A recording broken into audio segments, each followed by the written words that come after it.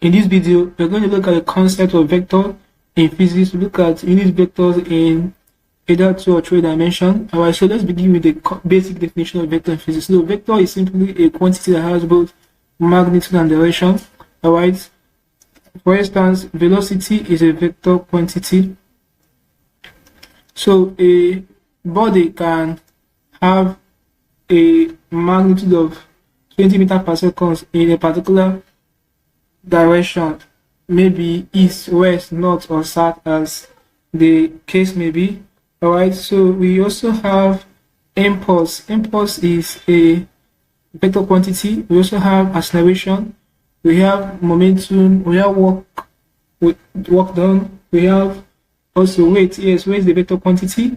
And we have our field forces. That's the electrical force, the magnetic force, and gravitational force. So these are examples of field forces. They are all vector quantities in physics. Alright, so they have magnitude and direction. Now, whereas scalar quantities are those that don't have direction but they have only magnitude. Alright, so example of fundamental quantities are scalar quantity. Example, we have mass, time, we have our length, our electric current, temperature, even energy here is a scalar quantity. We also have power. Power is a scalar quantity, and the rest of them. So be sure to know how to differentiate a vector quantity from a scalar quantity. Alright, so let's write this now. Look at unit vectors in 2 or 3 dimensions. Alright, so let's look at this question. It says if vector p equals this value and vector q equals this value, find I, the magnitude of vector p and q, I, the scalar product of p and q, and I, the cosine of angle between p and q. Okay, so the magnitude of the vector should be, this is how we present it, as if we are finding the absolute value of a number or of a function. So it will be the magnitude of p equals square roots of the square of the ijk value. So it's going to be the magnitude of vector p would be square root of 7 square, right, plus bracket minus 3 square, right, plus 2 square. Right, okay, so let's put everything in brackets. Right, so when you simplify this, you're going to have square roots of, okay, 7 square will give us 49, alright, minus 3 square will give us 9 plus 9, alright, 2 square will give us 4. So when you simplify, we're going to have square root of 62. So when you break this down, square root of 62 will give us, let me punch it here, it's going to give us 7.87. Alright, so let's leave it into decimal places. So this will be the magnitude of this vector p. So let's write this now. Solve for the magnitude of vector q. Okay, so the magnitude of vector q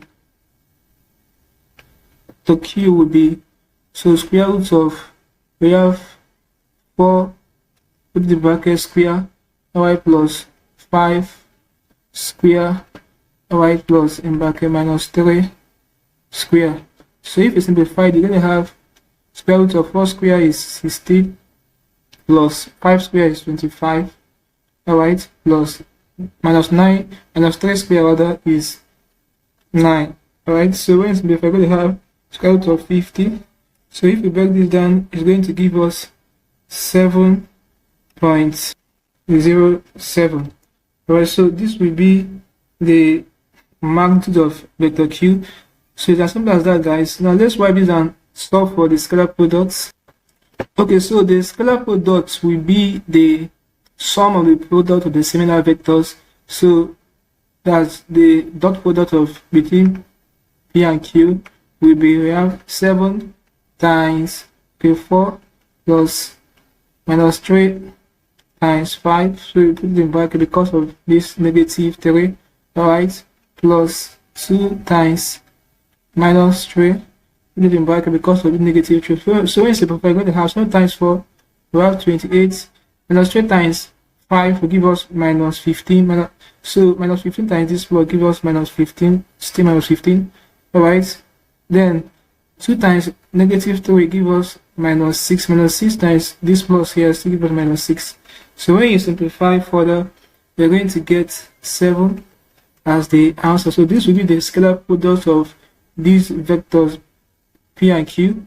Alright, so let's wipe it and solve the last question, which is the cosine of the angle between P and Q.